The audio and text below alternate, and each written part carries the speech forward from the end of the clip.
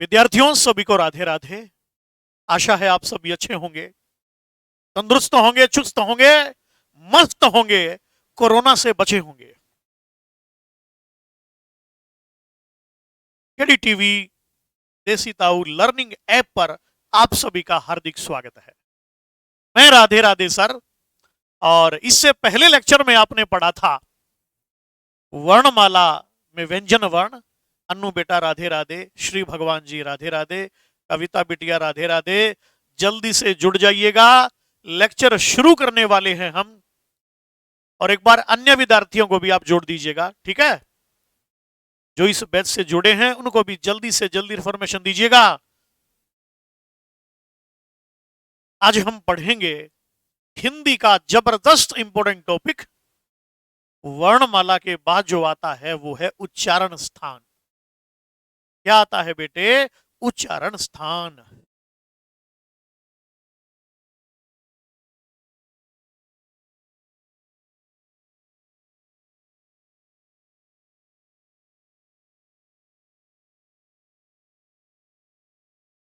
उच्चारण स्थान। दिनेश नामदेव जी राधे राधे, सुनील कुमार जी राधे राधे, राधे राधे, सभी को राधे राधे। खुश रहो, प्रसन्न रहो। अब जल्दी से जुड़ जाइएगा, राधा जी की आज्ञा मान करके, और झुक जाओ बिल्कुल। जय श्री राम, जय श्री राम, राधे राधे सभी को। देखो बेटे, बड़ा ही इंपॉर्टेंट टॉपिक है और इस टॉपिक से प्रश्न कई बार परीक्षा में पूछ लिए जाते हैं। किसका उच्चारण स्थान कंठ है, किसका उच्चारण स्थान दंत है, किसका तालु है, किसका मुर्दा है, किसका ओष्ठ है। ठीक है, तो ये टॉपिक करने के बाद आप बहुत अच्छे से पहचान लेंगे कि इसका उच्चारण स्थान ये है, इसका उच्चारण स्थान ये है। तो देखिए आगे, उच्चारण स्थानों के कुछ ट्रिक, शॉर्टकट, सूत्र ये मैं बताऊंगा आपको। तो आप जानते हैं व्याकरण के जनक कहलाते हैं महर्षि पाणिनि, जिन्होंने संस्कृत में लिखा है अष्टाध्यायी। अष्टाध्यायी दुनिया का पहला व्याकरण का ग्रंथ है, जिसकी रचना अपने हरियाणा में सरस्वती नदी के तट पर बैठ करके महर्षि पाणिनि ने की थी। उन महर्षि पाणिनि के नाम पर अपने हरियाणा का एक जिला भी है, जिसका नाम है पानीपत। याद रहेगा? तो उस पाणिनि के कुछ अष्टाध्यायी के सूत्र हैं, ये मैं लिखूंगा, तो नोट करिए। सबसे पहला सूत्र है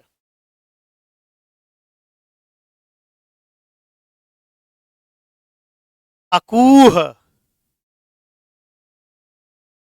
विसर्ज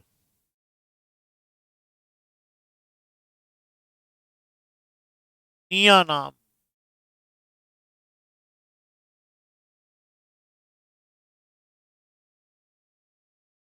कंठ।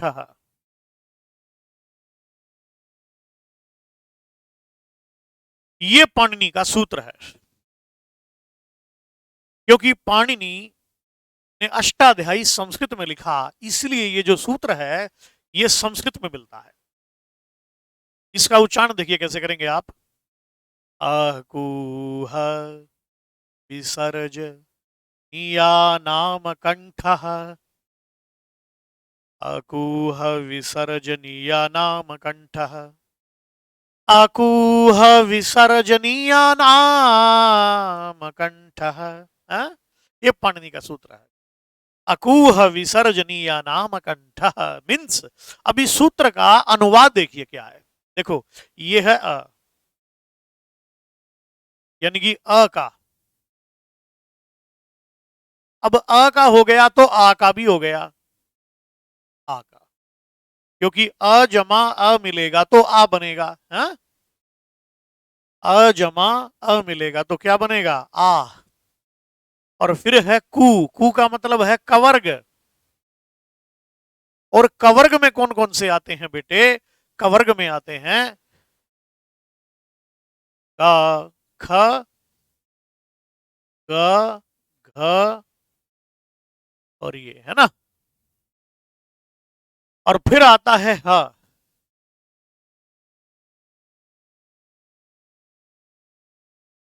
और फिर आता है विसर्ग।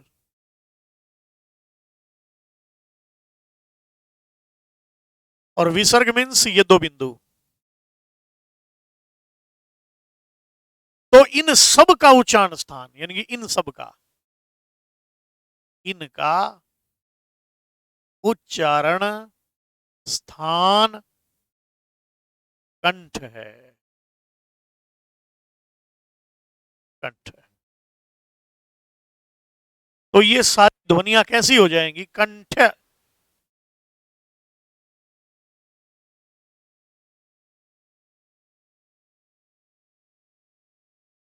ये कंठ ध्वनियां हो जाएंगी सारी सारी। तो ये पाणिनि का सूत्र देख लीजिएगा। आपको सूत्र याद नहीं करना है, आपको बेटे केवल इस सूत्र का मीनिंग याद करना है। तो सूत्र का मीनिंग क्या है? देखो, कि कु का मतलब कवर्ग, कवर्ग का मतलब क का फैमिली, क ख ग घ ङ, और फिर है ह और विसर्ज। विसर्ज का मतलब है विसर्ग। तो ये देखो यहां तक आ गया ना, यहां तक आ गया। अकूह विसर्ज कंठ, अकूह विसर्ज कंठ, अकूह विसर्ज कंठ। तो आ का कवर्ग का, ह का और विसर्गों का उच्चारण स्थान क्या होगा बेटे? कंठ होगा। यानी कि जब हम ये बोलेंगे ना, तो हमारे कंठ में वाइब्रेशन पैदा होगा। तो इन सब का उच्चारण स्थान कंठ है, इसीलिए ये सारी ध्वनियां कौन सी हो जाएंगी? कंठ। यानी कि कंठ से उच्चरित होने वाली ध्वनि है ये। तो याद रहेगा ना आपको ये? तो ये याद रखिएगा। अकूह विसर्जनीय नाम कंठ। ये है महर्षि पाणिनि की संस्कृत। सभी को राधे राधे राधे। तो याद क्या करना है? देखो आपको ये याद करना, एक तो अ का, ये है ना, देखो है फिर कु, कु का मतलब कवर्ग, फिर ह, फिर विसर्ग। इन दो बिंदुओं को विसर्ग कहते हैं, है ना। तो इन सब का उच्चारण स्थान क्या है? कंठ।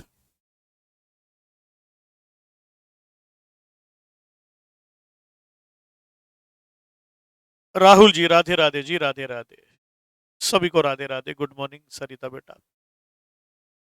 तो देखो ये सूत्र में अब आ का पूछ लिया जाए, आ का क्या होगा? तो जो अ का होगा वही आ का होगा। जब ए का कंठ है तो आ का अपने आप कंठ होगा, क्योंकि अ जमा अ मिलके आ बनता है।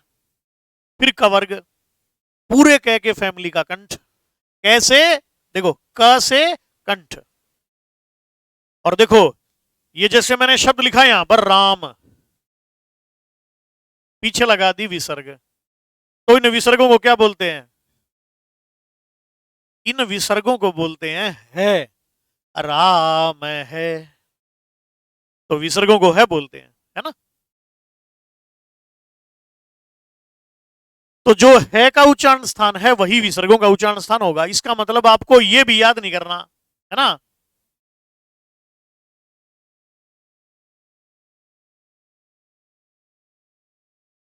तो आपको तीन याद करने हैं: अ का कंठ, ह का कंठ, और कवर्ग का कंठ। याद हो गया होगा पाणिनि का सूत्र आपको। बोल के देखो, अ, आ, क, ख, ग, घ, ह।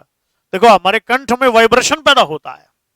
याद रहेगा बेटे। तो ये है महर्षि पाणिनि। आगे देखिएगा, ये महर्षि पाणिनि के संस्कृत के सूत्र हैं। आप सभी जानते हैं महर्षि पाणिनि बचपन में मंदबुद्धि थे। 2 मिनट पाणिनि के बारे में सुन लो, बड़ा इंपॉर्टेंट है, हरियाणा जीके में भी आपको काम आ सकता है। महर्षि पाणिनि के पिता का नाम था पणि। पाणि के पिता कौन थे? पणि।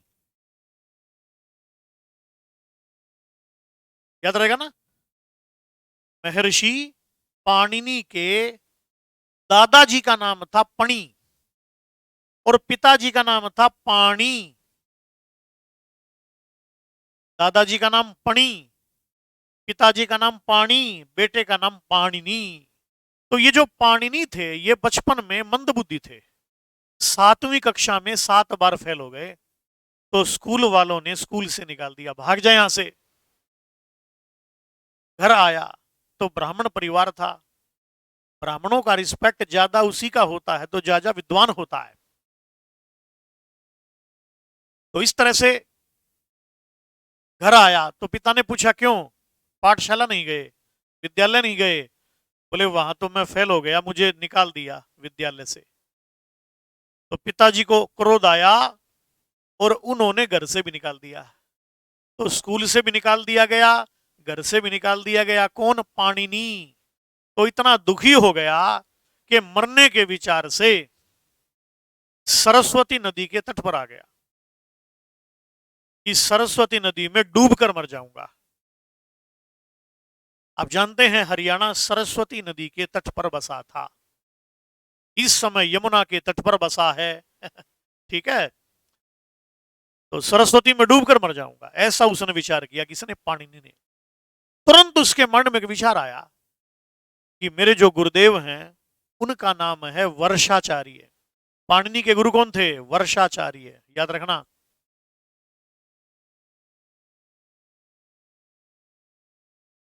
वर्षाचार्य, ये कहानियां सुनाते थे वर्षाचार्य जी, इसलिए पाणिनि को अच्छे लगते थे ये। तो पाणिनि के गुरु थे आचार्य वर्ष, शॉर्ट नेम वर्ष, और आचार्य वर्षाचार्य। तो याद रखना पाणिनि के गुरु कौन थे? वर्षाचार्य। तो मैंने अपने गुरु वर्षाचार्य से सुना है कि महादेव जो है ना वो विद्या के देवता हैं, महादेव विद्या के देवता हैं। यदि मैं उनसे विद्या का वरदान मांगू तो वे मुझे विद्या जरूर ही देंगे। तो ये उनके माइंड में तुरंत विचार आया और उसके बाद मरना कैंसिल। यदि महादेव भी नहीं आएंगे तो बाद में मरूंगा, अभी नहीं मरूंगा। तो एक पेड़ के नीचे बैठ गया और संयोग से वो पेड़ भी कैसा था? बिल्व, बेल वृक्ष, बेल का पेड़। और बेल का पेड़ शिव को बेहद प्रिय होता है। तो उसके नीचे बैठ करके पंचाक्षरी मंत्र का जप करने लगा। ओम नमः शिवाय। ओम जो है वो संपुट है, मंत्र है नमः शिवाय। तो नमः शिवाय में कितने अक्षर हैं? न म 2, शिवाय 3, यानी कि 5। इसलिए इसे बोलते हैं पंचाक्षरी मंत्र। ये जपने लगा और इसकी अखंड समाधि लग गई। महादेव जी प्रकट हो गए। कितना क्यूट सा बेबी है, कैसे बैठा है, विद्या पाना चाहता है। पढ़ना बस का नहीं, इसके विद्या पाना चाहता है, वरदान से पाना चाहता है। तो महादेव बड़े भोले भाले दयालु हैं। हाथ में डमरू लिए हुए थे महादेव, हाथ में डमरू लिए हुए थे और पाणिनि के कान में 14 बार डमरू की ध्वनि की महादेव। तो महादेव जी ने क्या किया? पाणिनि जो बच्चा था उसके कान में 14 बार डमरू बजाया और 14 सूत्र प्रकट हो गए। कौन कौन से 14 सूत्र थे ये? आ ई उनरी लरिका ए ओंगा ई यौच हाय वराटलन यम गणना मजबाया गाड़ा दस जब गाड़ा दस खप चटत चटत वकपाया सरहल। ये 14 सूत्र प्रकट हो गए और पाणिनि की आंखें खुली। अरे महादेव लिपट गया चरणों से। गुरुदेव आपके चरणों में कोटि कोटि प्रणाम करता हूं। सिर पे हाथ रख दिया, आज से तू मेरा ही शिष्य है। बोले प्रभु आपकी गोद में बैठना चाहता हूं। बोले ठीक है भाई बैठ जा। तो महादेव ने अपनी गोद में बैठाया पाणिनि को और हाथों से डमरू को स्पर्श किया। सिर पे महादेव ने हाथ रख दिया, ज्ञान ज्योति प्रकट हो गई। और उसके बाद महादेव जी कोई आपसे पूछे तो मैं आपका शिष्य बनना चाहता हूं। बोले आज से तू मेरा ही शिष्य है। तो फिर पाणिनि ने महादेव की अनुमति लेकर के अष्टाध्यायी नाम का महान ग्रंथ लिखा। पूरी संस्कृत इन 14 सूत्रों पर चलती है और इस संस्कृत की ही पुत्री है हिंदी। इसलिए दोनों की लिपि क्या है? देवनागरी। शब्दों पे ध्यान दीजिएगा। तो परीक्षा में पूछा जाए पाणिनि के गुरु कौन है तो शिव, इसलिए उन 14 सूत्रों को शिव सूत्राणी, माहेश्वर सूत्राणी भी कहते हैं।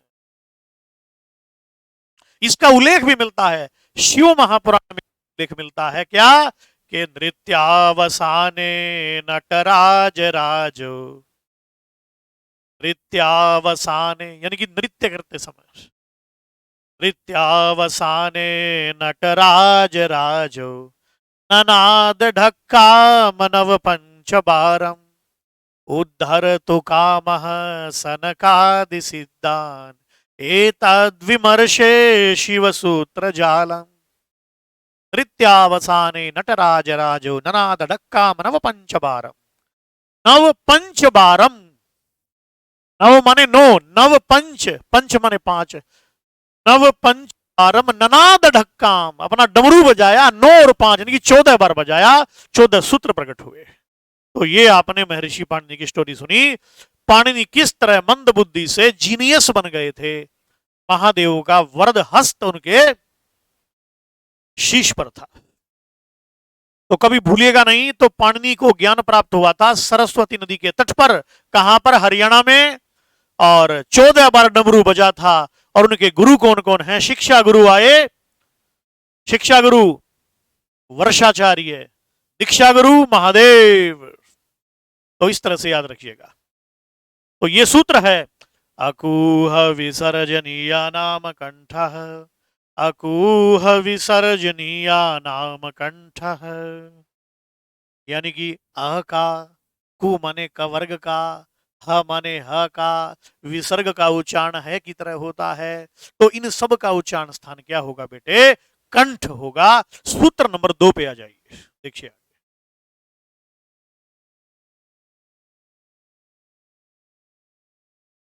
ईचू यशानाम तालु, ईचू यशानाम तालु, ये सूत्र है आपका, बड़ा इंपॉर्टेंट।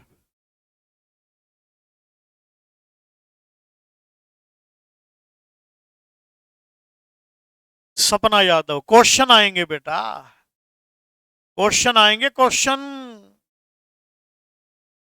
क्वेश्चन आएंगे, बिल्कुल क्वेश्चन आएंगे।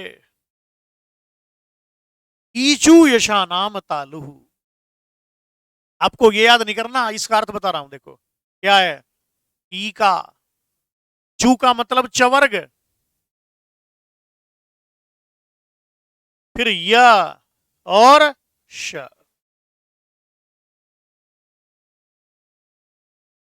ध्यान रखना। ई का ई हो गया, चू का चवर्ग, चवर्ग में कौन कौन से आते हैं? च, छ, ज, झ, य, ई चवर्ग य श। तो इनका उच्चारण स्थान क्या है? तालु। आप इनको बोल के देखिएगा। जब आप इनको बोलेंगे ना बेटे, जब आप इनको बोलेंगे तो जो तालु है ना, उसका स्पर्श होता है जीभ को। हरियाणवी भाषा में तड़वा, समझो ना, तड़वा तालु होता है, तड़वे ने तालु कहते हैं। तो ईचु यशा नाम तालु, यानी कि ई चाहे छोटा ही हो चाहे बड़ा ही हो, आवाज चाहे, आवाज आ रही है ठीक, क्लियर। तो ई छोटा हो चाहे बड़ा हो, और चवर्ग में आते हैं च, छ, ज, झ, य, और फिर है य और ये श। इन सब का उच्चारण स्थान क्या है? तालु। ये जब बोलते हैं तो जीभ तालु को छूती है। ईचु यशा नाम तालु, ईचु यशा नाम तालु, ईचु यशा नाम तालु। आगे देखिएगा। तो ई चवर्ग च, छ, ज, झ, य, श, तालु। एग्जाम में रिलेटेड बेटा, बिल्कुल ये स्टोरी बड़े काम की होती हैं। इन स्टोरियों से भी प्रश्न आते हैं, हरियाणा जीके में प्रश्न पूछ लिए जाते हैं, ठीक है। और ऐसी ही और स्टोरियां सुनना चाहते हैं तो एक अपना चैनल भी है लर्निंग विद राधे राधे, उसको भी आप सब्सक्राइब कर सकते हैं, लर्निंग विद राधे राधे। अच्छा जी, सपना यादव, तालु मीन्स, हाँ बिल्कुल सही बोले हो, बिल्कुल सही। देखो, जैसे ही आप बोलेंगे ना च छ, आप च बोल के देखो, च च च च, आप च बोलने का प्रयास करो, च, और जीभ लगा के छोड़ दो, च छ छ छ छ, ये है ना। तो च बोलने में जहां पर भी आपकी जीभ लगती है वही तालु है। तो याद रखना, देखो कैसे, कैसे कंठ था ना, तो च से हो जाएगा शॉर्टकट चालू, च से चालू, चालू का मतलब तालू, याद रखना। देखो क से कंठ और च से चालू, याद रहेगा ना।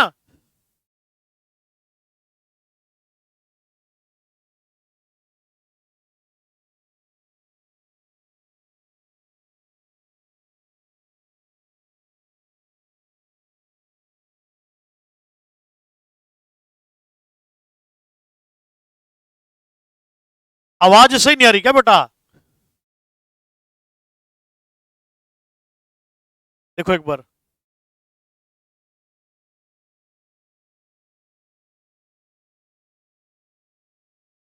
बेटे अब देखो आवाज आ रही है अब देखो बेटे आवाज आ रही है, आवाज।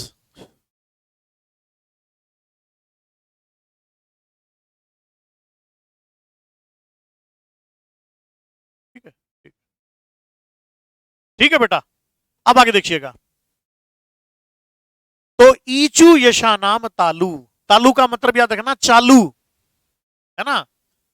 तो चवर्ग चालू, ई चवर्ग यश तालु यानी कि चालू, याद रखिएगा।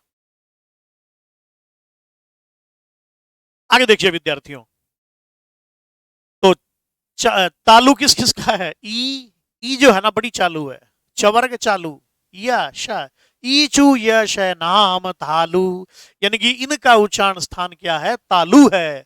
ये पाणिनि के सूत्र का अर्थ है। ठीक है, ओके बेटा, ओके। ठीक है बेटा, आगे देखिएगा, आप आगे सूत्र नंबर 3 देखिएगा,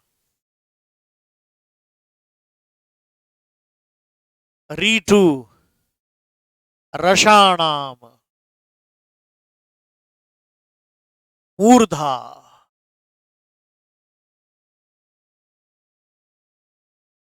रीटू रसाणाम मूर्धा, ये पाणिनि का सूत्र है, रीटू रसाणाम मूर्धा। अब देखो री का री,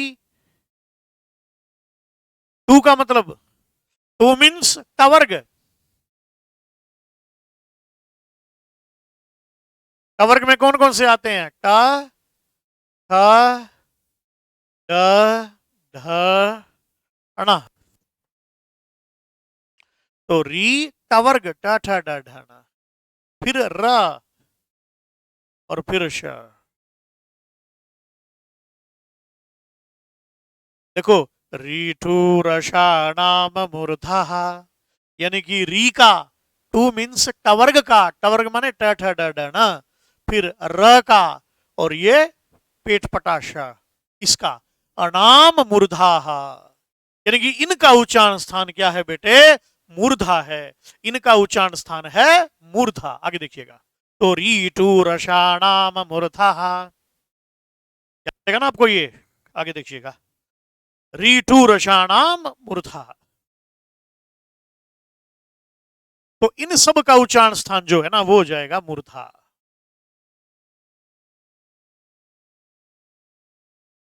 ये मूर्धा क्या होता है, क्या होता है मूर्धा? तो विद्यार्थियों ध्यान दीजिएगा, हमारे मुख में जो सबसे ऊंचा भाग है उसे कहते हैं मूर्धा, मुख के अंदर ऊंचाई पे जो भाग है, मूर्धा। देखो पहले बेटे है ना, आप है ना च बोल के देखो, जब आप च बोलेंगे तो कुछ नीचे जीभ लगती है, और जब ट बोलेंगे तो जीभ ऊंचाई पे पहुंच जाती है। जैसे मोहिनी ने मोहन को चाटा मारा, चाटा चाटा चाटा चाटा। च में नीचे लगती है, टा में ऊपर लगती है। तो ट बोलने में जहां पर भी आपकी जीभ लगती है उसे कहते हैं मूर्धा। मूर्धा शब्द का मतलब ही होता है ऊंचा। जैसे बोलते नहीं, कालिदास संस्कृत के मूर्धन्य विद्वान थे। मूर्धन्य माने ऊंचे दर्जे के विद्वान। शेक्सपियर इंग्लिश के मूर्धन्य विद्वान हैं। तुलसीदास हिंदी के मूर्धन्य विद्वान हैं। तो मूर्धा, तो मूर्धा किस किस का? बोले रीठू रसाणाम मूर्धा। देखो इसका पेट पटा हुआ ना, ये मुद्दा पड़ा है, याद रखना। मुद्दा पड़ा है, रे मुद्दा क्यों पड़ा है ना? देखो री रे, री और रे मिलते जुलते से हैं। री रे श वर्ग है। रे रिकले, देखो रे रिकले मुद्दा क्यों पड़ा है, याद रखना। रे रिकले, देखो रिकले मुद्दा क्यों पड़ा है, याद रखना। तो रीक टवर्ग श मूर्धा। मुर्दा नहीं मूर्धा। वैसे मुर्दा भी ऊंचाई पे रहता है। मुर्दे को भी 4 उठाए रहते हैं, मूर्धा को भी 16 उठाए रहते हैं। 16 नीचे वाले दांत, 16 ऊपर वाले। तो याद रखिएगा, मोस्ट इंपोर्टेंट बिंदु है। आगे देखिएगा,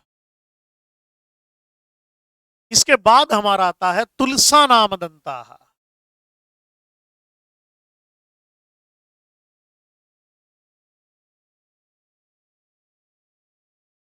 तुलसा नाम दंता।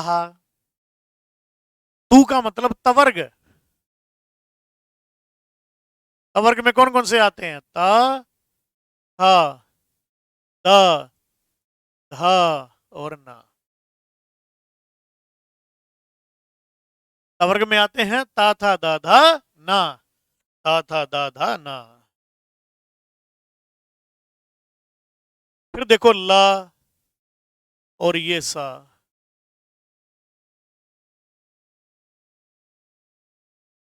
इसको थोड़ा सा ठीक करिएगा।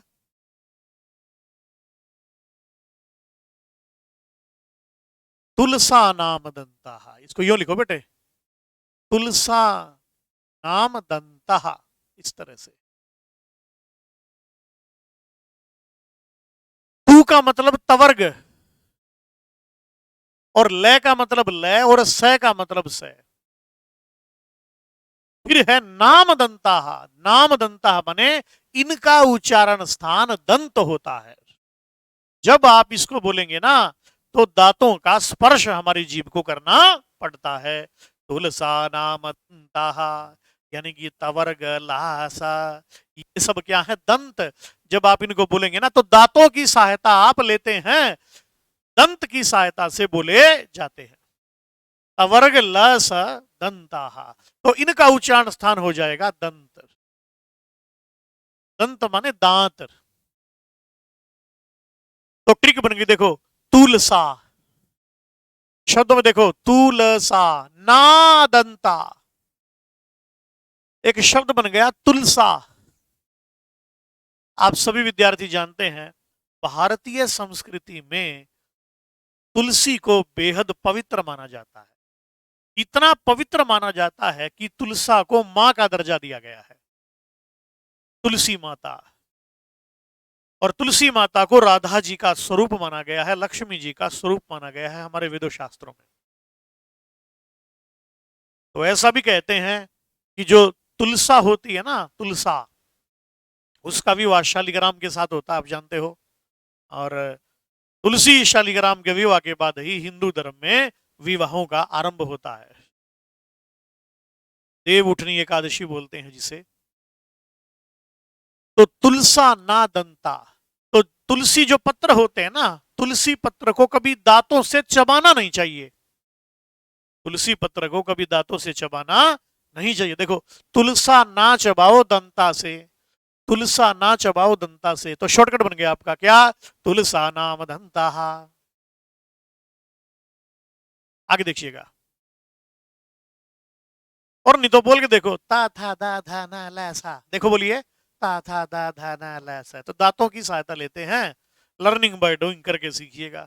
इसके बाद आता है देखो, ऊ पू ओष्ठौ। अगला जो सूत्र आ रहा है वो बहुत शॉर्ट है। ओष्ठौ मीन्स चाहे ऊ छोटा हो चाहे ऊ बड़ा हो, और ये है पवर्ग। पवर्ग में कौन कौन से आते हैं?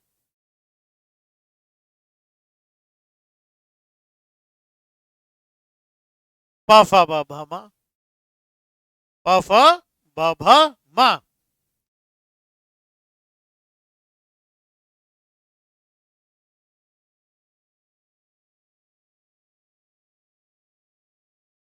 तो ऊ पू ओष्ठौ, ऊ ऊ पवर्ग में पा फा बा भा मा, तो इनका उच्चारण स्थान क्या होगा बेटे? ओष्ठ होगा।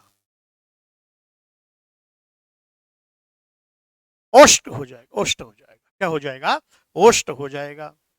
तो जैसे ही आप बोलते हैं ना, ऊ और पू, ऊ पवर्ग, ऊ पा फा बा भा मा, तो ये सब ओष्ठ है। देखो बोलिए, देखो आप, ऊ बोलना, ऊ जल्दी बोलिए, ऊ। सपना, हरीश, सभी देखो ऊ बोल के देखो। जैसे आप बोलते हैं ना ऊ, तो आपके होठ गोल हो जाते हैं, यानी कि ओष्ठ की सहायता से ही ऊ बोला जाता है। फिर आप पवर्ग बोल के देखो, पा फा बा मा, है ना, ये ओष्ठ। तो वैसे तो ओष्ठ है ही, लेकिन नीचे वाले को बोलते हैं अधर और ऊपर वाले को बोलते हैं ओष्ठ। तो दोनों मिलते हैं तब पवर्ग उच्चरित होता है। इसको इससे मिलने मत दो, यानी कि अधर को ओष्ठ से मिलने मत दो, और आप पवर्ग बोल के दिखा दो, आपको मान जाऊं मैं। आप बोल नहीं सकते। देखो, ओठ पकड़ लो, आप नहीं बोल सकते ना बेटा। तो पा फा बा भा मा, पा फा बा भा मा ओष्ठ की सहायता से बोले जाते हैं। तो कर लेंगे, तुलसा नाम दंता ऊपू ओष्ठ। श्री भगवान, राधे राधे बेटा। आपको समझ आना चाहिए बस, है ना, तब मजा है। मैं बढ़िया पढ़ाता हूं। जब आप टेस्ट क्लियर करेंगे तब मानेंगे कि हाँ मैंने बढ़िया पढ़ाया। देखो आगे, इसके बाद देखिएगा आगे। अब देखिएगा, द्रोण में कितना दम है, ये द्रोण थोड़ी बताएगा, ये तो अर्जुन बताएगा। और द्रोण का शिष्य है।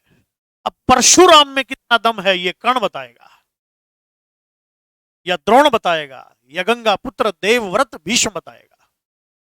गुरु को महिमावंत कौन बनाता है? शिष्य। यदि शिष्य का टेस्ट क्लियर हुआ तो उस टीचर की प्रशंसा होती, उसने बढ़िया पढ़ाया। शिवानी, समझ में आ रहा है सर, बहुत बढ़िया बेटा, जुड़े रहिएगा। अगला सूत्र देखिएगा, इसके बाद आता है, सिंपल सा सूत्र है, प्रत्येक वर्ग का पंचम। प्रत्येक वर्ग का पंचम।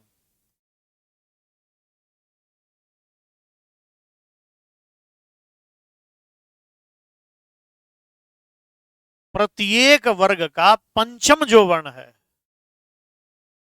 हम बता रहे हैं ना सर। क्या बात है।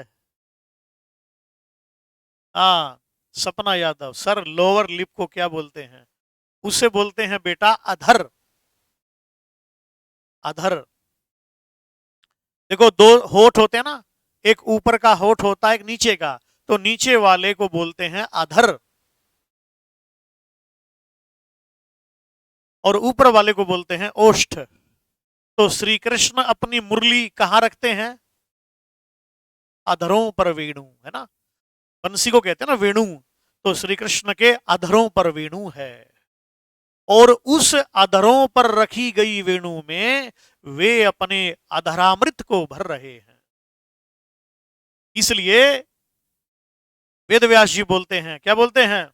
वल्लभाचार्य जी ने बहुत सुंदर बोला, अधरम मधुरम वदनम मधुरम नयनम मधुरम हसितम मधुरम, अधरम मधुरम वदनम मधुरम नयनम मधुरम चलितम मधुरम मधुराधिपतेरखिलम मधुरम।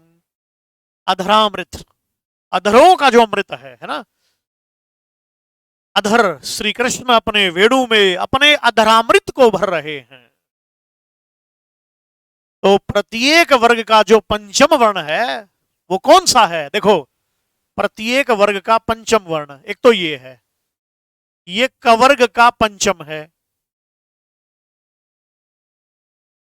ये चवर्ग का पंचम है, ये टवर्ग का पंचम है, ये तवर्ग का पंचम है, और ये पवर्ग का पंचम है। बिल्कुल श्री भगवान, गुड। मा, प्रत्येक वर्ग का जो पंचम वर्ण होता है बेटा, उसका उच्चारण स्थान नासिका भी होता है। नासिका भी होता है, नासिका भी होता है। शिवानी अति सुंदरम, क्या बात है रे। शिवानी के लिए भाई जोरदार तालियां बजाइएगा एक बार, बहुत बढ़िया। शिवानी जी के लिए जोरदार तालियां, क्योंकि इसने जो है ना संस्कृत में लिखा है ये बात, अति सुंदरम। क्या बात है, जबरदस्त है। स्पीड स्लो है, अरे स्पीड तो बढ़ जाएगी बेटा, समझ में आना चाहिए। मेन बात ये है, सिलेबस पूरा कराएंगे, टेंशन मत लीजिएगा।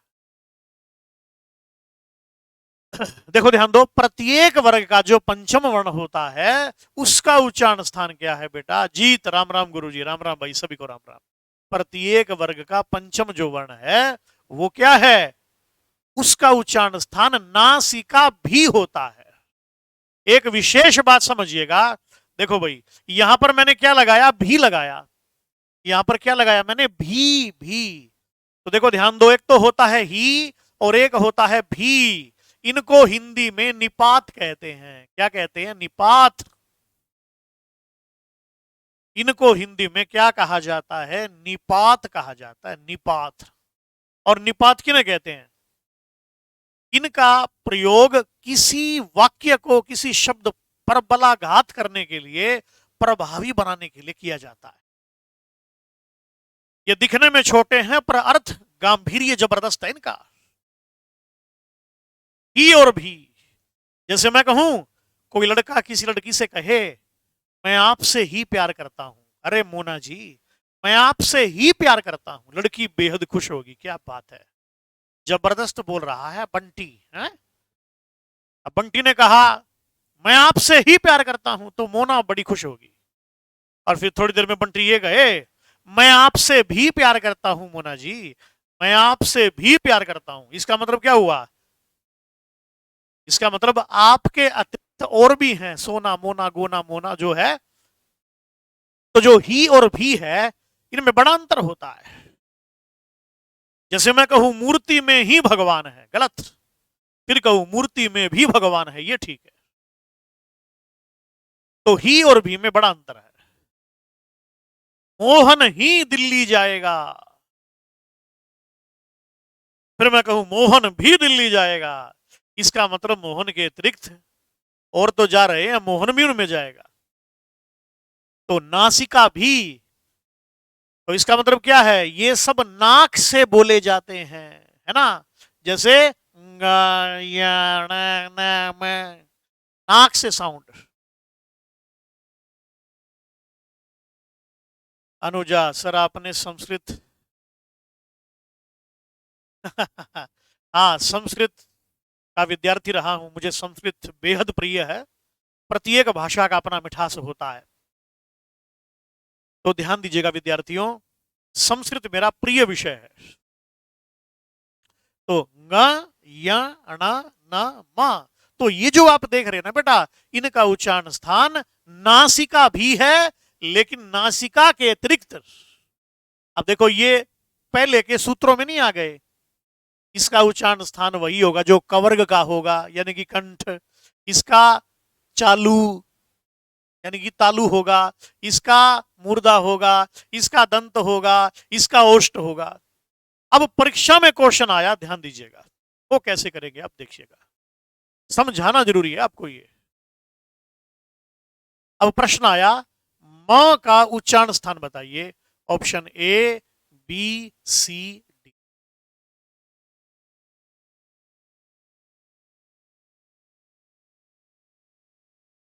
ओष्ठ, नासिका,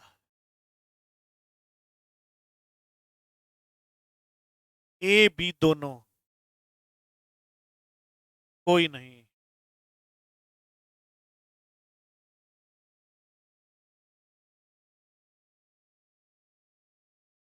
सपना यादव, मोना नाराज हो जाएगी सर सुन के।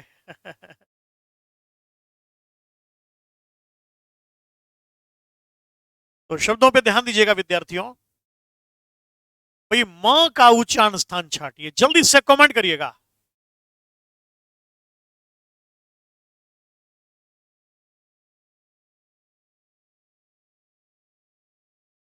गुरुजी, एचएसएससी ने 31 अक्टूबर को पुलिस के पेपर में टोटल वरन का आंसर 11 दिया।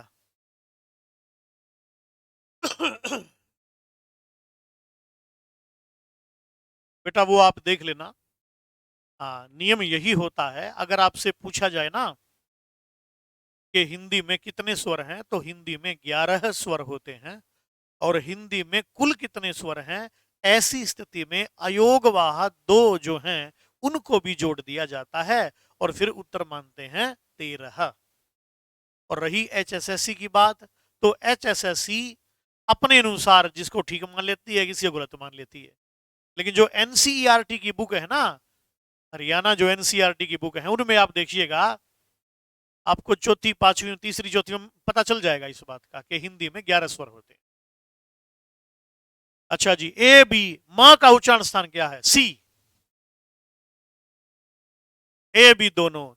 निर्मल, पूजा, हरीश, मुस्कान, इन सब विद्यार्थियों के लिए जोरदार तालियां होनी चाहिए।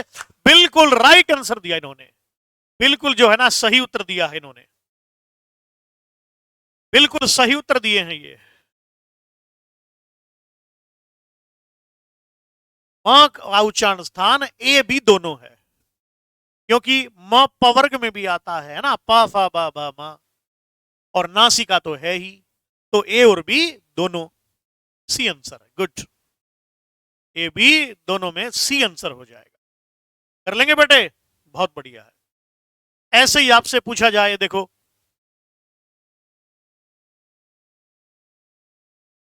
अब ऐसे एक प्रश्न आपसे मैं करता हूं,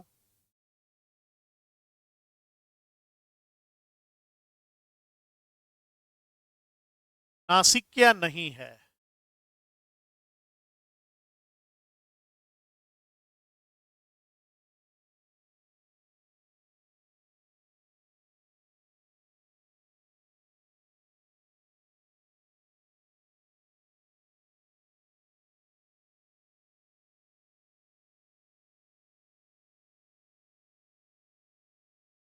इनमें से कौन सी ध्वनि नासिक्या नहीं है? जल्दी से कमेंट करके बताइएगा, इनमें से कौन सी ध्वनि नासिक्या नहीं है?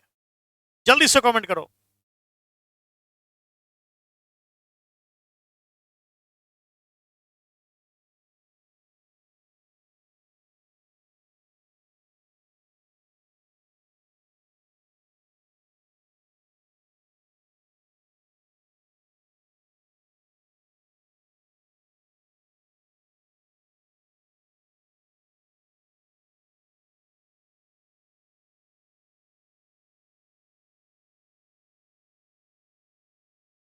बी आंसर, क्या बात है मोनिका, बी। सुनील कुमार, बी। बिल्कुल राइट आंसर है बी आंसर इसका। देखो जो अणा है वो नासिक्य है, ना नासिक्य, मां नासिक्य, बी था। जो ये ध है ना, ध, ये तवर्ग में आता है, ता था द धा ना, और इसका उच्चारण स्थान हो जाएगा दंत, तुलसा नाम दंता। तो जो ध है ये दंत्य ध्वनि है, नासिक्य ध्वनि नहीं है ये। तो बस ये आपको याद होना चाहिए। आगे देखिएगा इसके बाद अगला सूत्र देखिएगा। ए और आई, इनका उच्चारण स्थान है कंठ तालु।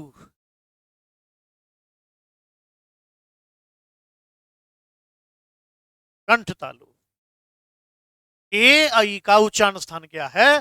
कंठ तालु। कंठ तालु। सपना बिटिया के लिए भी जोरदार तालियां होनी चाहिए, बिल्कुल सही इन्होंने बताया है। ठीक है, तो ए आई का हो जाएगा कंठ तालु। आगे देखो,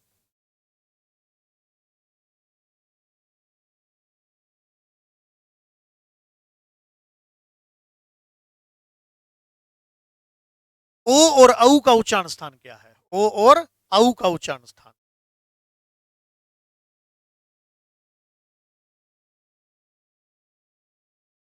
कंठ प्लस ओष्ठ।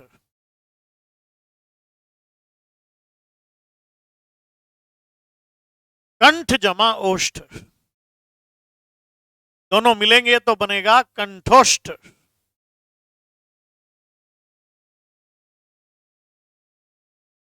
कंठोष्ठ। कंठ जमा औष्ठ, कंठोष्ठ। ओ बोल के देखिए आप, देखिए ओ बोल के, जैसे ही आप बोलते हैं ना ओ, तो देखो कंठ से भी साउंड उत्पन्न होती है ना। और ओ बोलते समय ओ, मुंह भी आपका गुप्त हो जाता है, ऐसा लगता है किसी ने गुलाब जामुन अंदर डाल के निकाल लिया है। तो ओ कंठोष्ठ, ओ औ कंठ जमा ओष्ठ।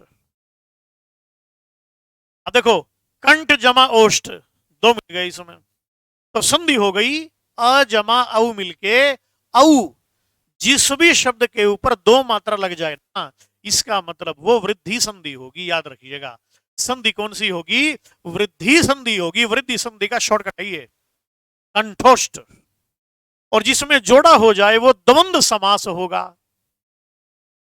मीन्स वृद्धि संधि होगी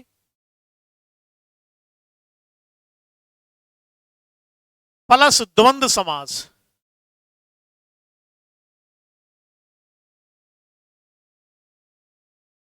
कंठ जमा औष्ठ, कंठौष्ठ। संधि कौन सी? वृद्धि संधि। इसमें कंठोष्ठ में समास कौन सा? द्वंद्व समास। कंठ और ओष्ठ। ऐसे ही व का उच्चारण स्थान है दंतोष्ठ, दंत प्लस ओष्ठ। दंत प्लस ओष्ठ, दंतोष्ठ।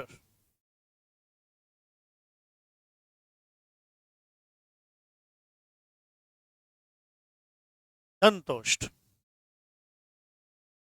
जैसे ही आप बोलते हैं ना व, आप व बोल के देखिएगा। जैसे ही आप व बोलते हैं ना, व बोल के देखिएगा, तो व बोलते समय क्या होगा? आपके आगे वाले जो दांत है ना बेटा, वो नीचे वाले ओष्ठ पे लगते हैं। व व व, ऊपर वाले आगे के दांत नीचे वाले ओष्ठ पे लगते हैं व बोलने में, तो दंत और ओष्ठ दोनों हो जाएगा, और दंतोष्ठ में वृद्धि संधि हो जाएगी और द्वंद्व समास हो जाएगा। इसके बाद देखो आगे, बिंदु का उच्चारण स्थान, बिंदु कहते हैं अनुस्वार।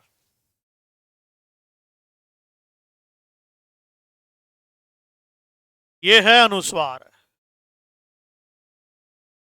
अनुस्वार, अनुस्वार माने बिंदु, इसका उच्चारण स्थान है नासिका। अनुस्वार यानी कि बिंदु का उच्चारण स्थान क्या है? नासिका। और अनुनासिक का उच्चारण स्थान क्या है? अनुनासिक। इस तरह से इसका उच्चारण स्थान मुख और नासिका दोनों। मुख और नासिका दोनों हो जाएगा, मुख नासिका। अनुनासिक में चंद्र बिंदु, मुख नासिका, तो ये याद रखिएगा।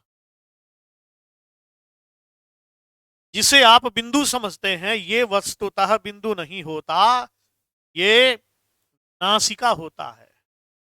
जैसे नाक में दो दो छेद हैं, एक तो लगाओ है बिंदु, और नीचे जिसे आप चंद्र कहते हैं ये मुख का बोधक होता है, तो इसे कहते हैं मुख नासिका। तो ए ऐ कंठ तालु, ओ औ कंठोष्ठ, और व दंतोष्ठ, अनुस्वार नासिका, अनुनासिक मुख नासिका। तो इस तरह से ये आपके उच्चारण स्थान पूरे होते हैं। एक बार जल्दी से इनको रिवाइज कर लीजिएगा। सबसे पहले मैंने आपको बताया था अकूह विसर्जनीया नाम कंठ, यानी कि अ का वर्ग का ह और विसर्ग का उच्चारण स्थान कंठ होता है।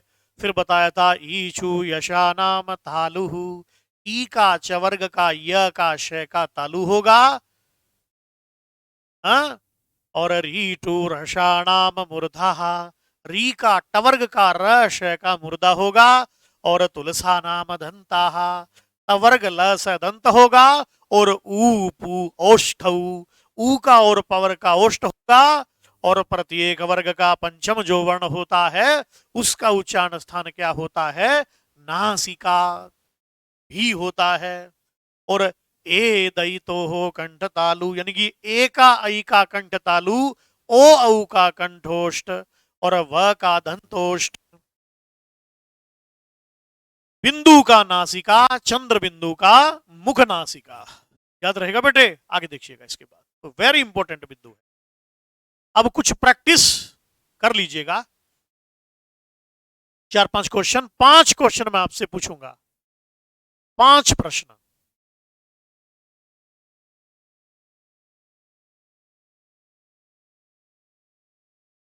सबसे पहला जो है, पहला क्वेश्चन,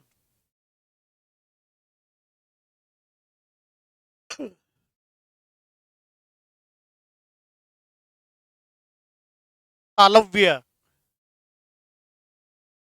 ध्वनि, तालव्य ध्वनि कौन सी है?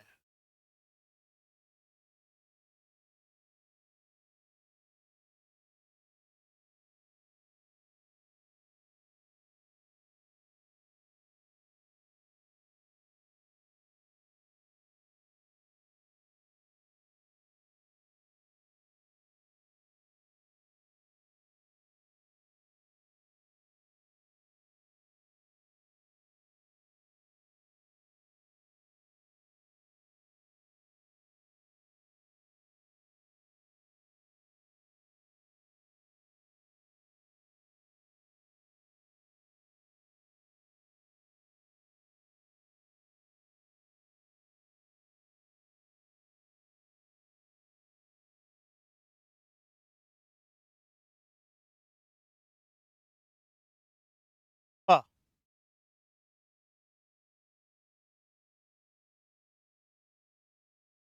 क्वेश्चन नंबर 2,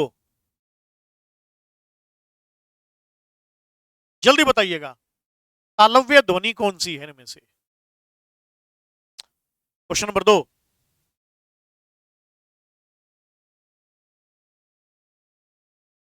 तालव्य ध्वनि कौन सी है? तालव्य।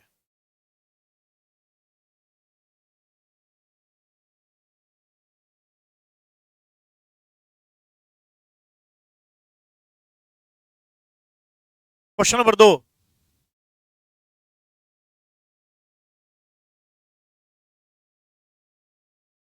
चवर्ग का उच्चारण स्थान।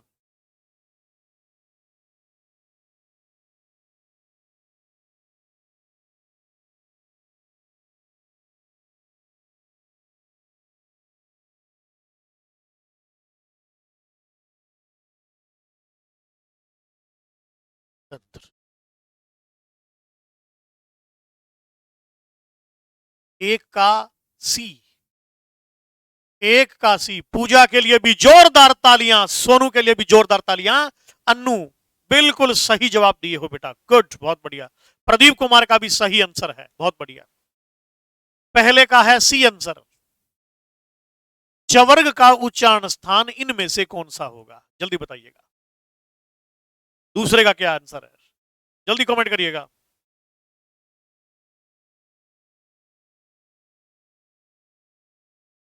सेकंड का सी, सेकंड का सी। सोनू तालू, निर्मल तालू, बिल्कुल सही जवाब है सोनू। और निर्मल के लिए जोरदार तालियां होनी चाहिए, बिल्कुल राइट आंसर है। सूत्र बताया था ना अभी आपको। चवर्ग जो है ना, चवर्ग, ये जो चवर्ग है ये तो चालू है, चालू, चालू, चालू, बहुत बढ़िया, गुड गुड गुड। देखो बेटा एक बार फिर देखिएगा, देखो। नंबर 3, कवर्ग, चवर्ग, कवर्ग, कवर्ग, पवर्ग।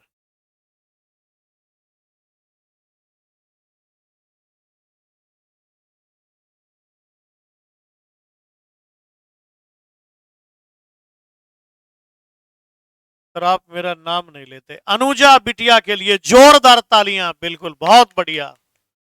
अनुजा बेटा पहुंच गए आपका मैसेज मेरे तक है।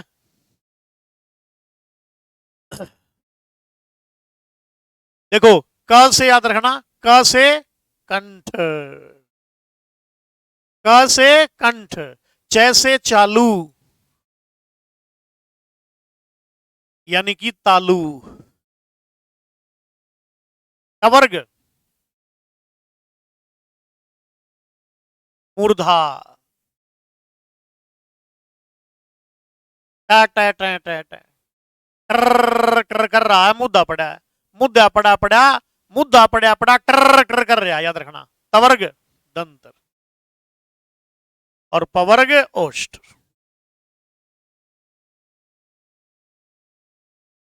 कैसे कंठ, चवर्ग से चालू, टैटा करता मुद्दा पड़ा है, तवर्ग दंत, ये दांत पीस रहा, ता ता ता ता ता ता ता ता, और ये पवर्ग ओष्ठ।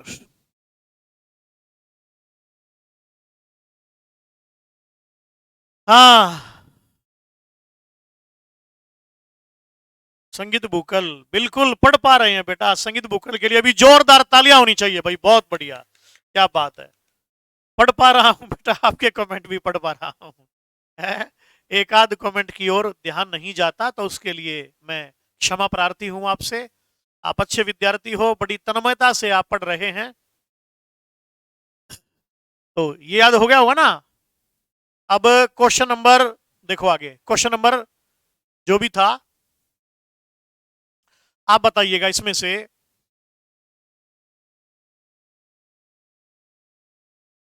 इनमें से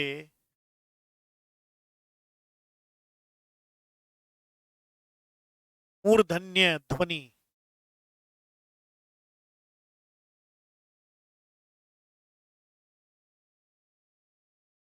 कौन सी नहीं है।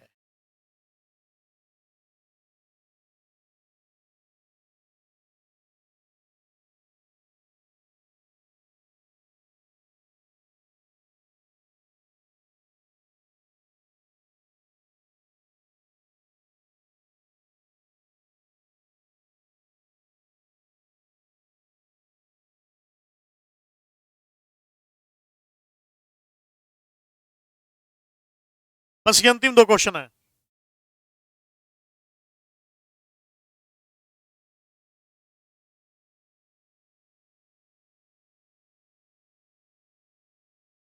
निधि, सर री का नहीं बेटा, री का उच्चारण स्थान मूर्धा होता है, ठीक है, री का। इनमें से मूर्धन्य ध्वनि कौन सी नहीं है। अंतिम क्वेश्चन है आपका।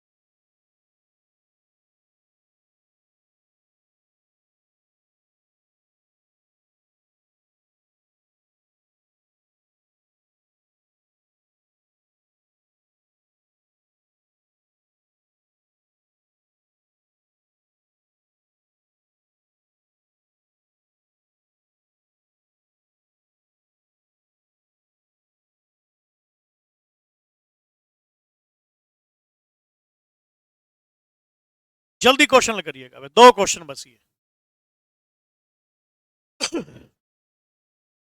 रे का, रे का भी मूर्धा होता है बेटा, रे का भी मूर्धा होता है। रीठू रसाणाम मूर्धा, है ना, अभी लिखा था ना आपको, रे का मूर्धा।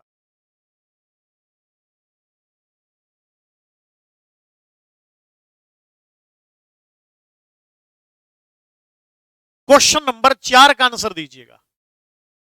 इनमें से मूर्धन्य ध्वनि कौन सी नहीं है? ला नहीं है, बिल्कुल सही जवाब है, बिल्कुल सही जवाब।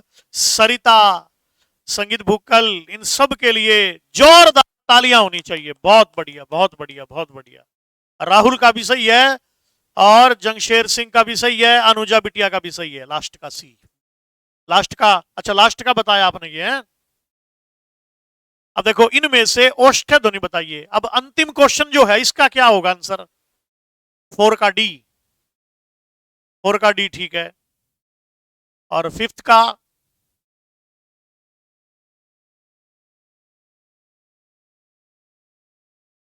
2 का सी, सरिता बिटिया के लिए जोरदार तालियां, बहुत बढ़िया, बिल्कुल सही आंसर है, सही आंसर दिए हो।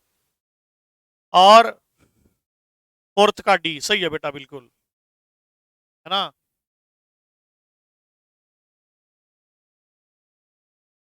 इनमें से ओष्ठ्य ध्वनि बताइएगा। अब देखो, ई का तालु है, ए का कंठ तालु, री का मूर्धा, तो सी बचा, सी आंसर हो जाएगा। 5th का सी। सबका सबने सही उत्तर दिया है। इन सब विद्यार्थियों के लिए जोरदार तालियां होनी चाहिए। बहुत बढ़िया, क्या बात है, सभी अच्छे विद्यार्थी हैं। और सरिता, पूनम, संगीत बुक्कल, सुदेश, सबका आंसर बिल्कुल सही है और सब धन्यवाद के पात्र हैं।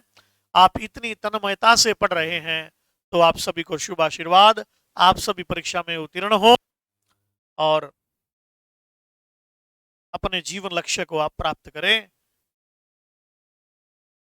कल फिर आपसे मुलाकात, तब तक के लिए राधे राधे राधे राधे राधे।